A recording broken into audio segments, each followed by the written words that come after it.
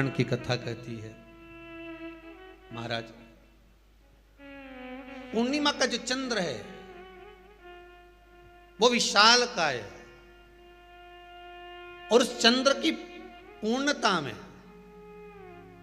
हमारी अभिलाषाएं भी पूर्ण हो।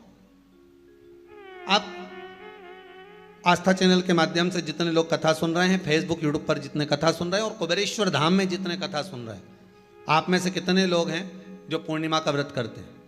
जो माताएं करती हो जरा हाथ उठाइए। पूर्णिमा का व्रत जो करती है, करते हो ना आप लोग? रखिए हाथ।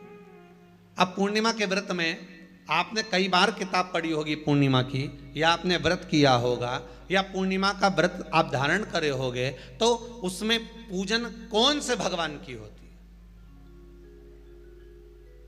पूर्णिमा के व्रत में किस भगवान की पूजन होती है? तो कहा पूर्णिमा के व्रत में केले के खंभ लगाकर पूर्णिमा का जो अध्यापन होता है, पूर्णिमा की जो पूजन होती है, उस पूजन में शंकर और पार्वती की पूजन की जाती है, शिव और नारायण की पूजन करी जाती है, शंकर और पार्वती का स्मरण किया जाता है। किसकी पूजन होती है? शिव पार्वती।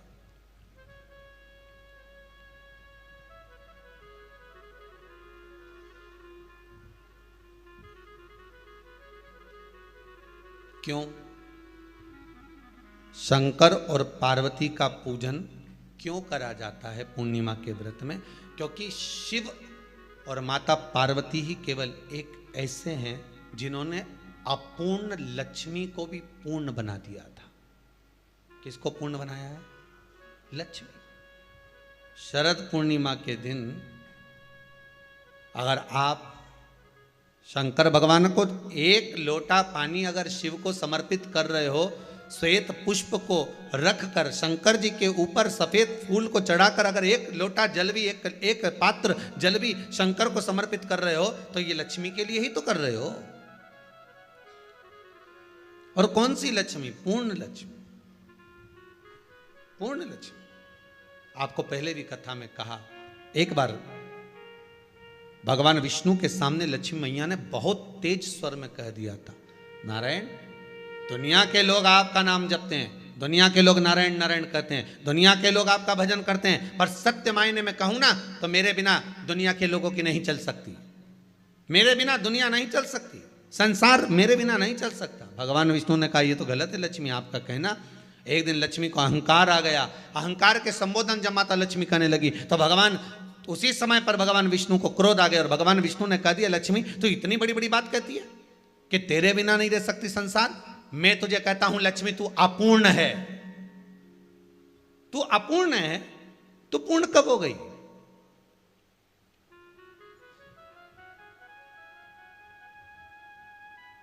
तेरी पूर्णता कहां हो गई? लक्ष्मी की आंख से आंसू बहने लगे, आज आपने मुझे अपूर्ण कहा है।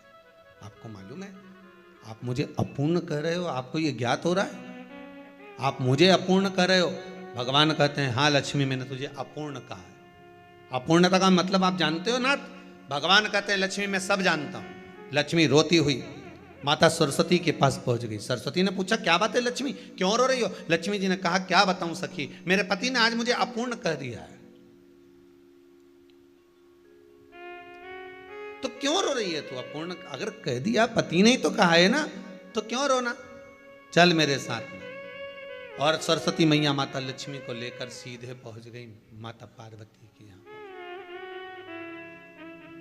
माता पार्वती के यहां जब पहुंची है, माता पार्वती ने लक्ष्मी जी को देखा और सरस्वती को देखा तो पूछा कि बात क्या है, क्या हो गया ऐसा,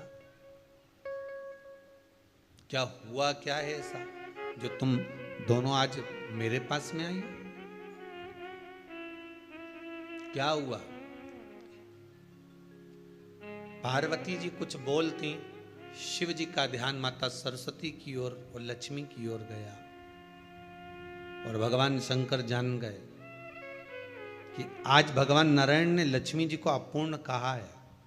अब देखें माता पार्वती क्या कर सकती है, इसको पूर्ण बनाने के लिए करेगी क्या?